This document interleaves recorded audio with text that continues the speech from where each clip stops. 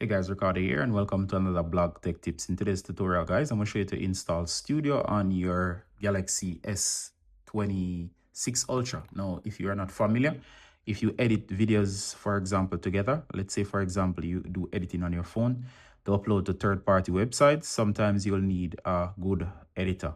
Now, Samsung has its own personal editor. If you ever go into the gallery, for example, here's a video I've edited and I added some text and some effects.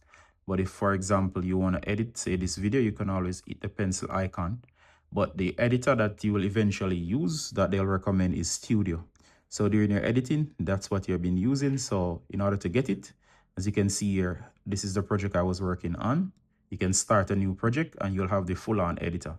Now, in order to get this editor, it's very easy. Go to your search. Go ahead and search for Store, which is the Samsung store. Once you're in store, go ahead and search for Studio. So you'll be here, hit on the search and go to Studio. So search for Studio. All right, so once you search for Studio, you'll have it right here. Go ahead and tap and notice it's made by Samsung Electronics. So that's why it's good. It install, notice it gets 5 stars. It's actually very good.